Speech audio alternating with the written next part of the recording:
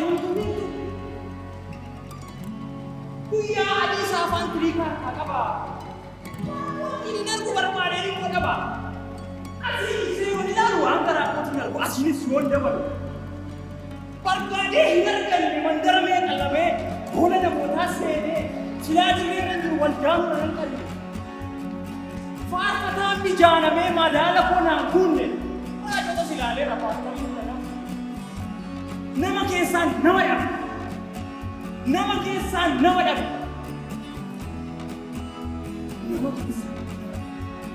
Nama keessaan nama jiru barbaadee dhabe. Dhuguma namni jiru badeera.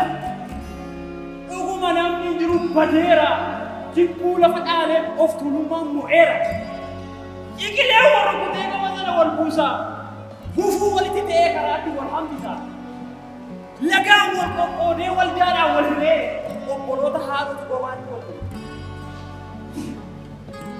Lagaan wal qoqqoodee wal jaadhaan wal hiree. Obboloota haadhoti qobaatti wal hiree.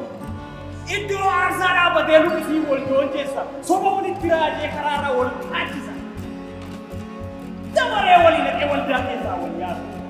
Kanaafan guyyaa isaa afaan tiriikaa harkaa baadhaa. Namni waaqayyoo kami mee sinan gaafadha.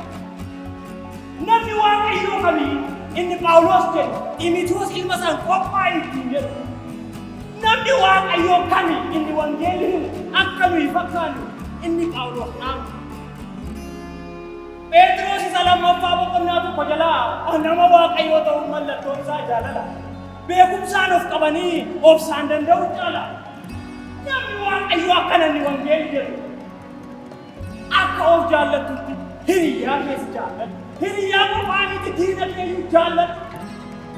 Jaalala keenya miti Kiristoosiin kan fide. Baay'ina cubbuu keenyaaf fannifamuu yoo fide.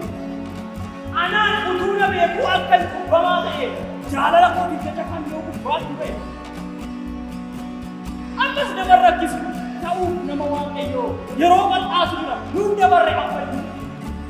Haasaa dulloomaa dhiirnu isa midhaan hin qabne mammaaksa maanguddootaa isa waa'ee hin baafne.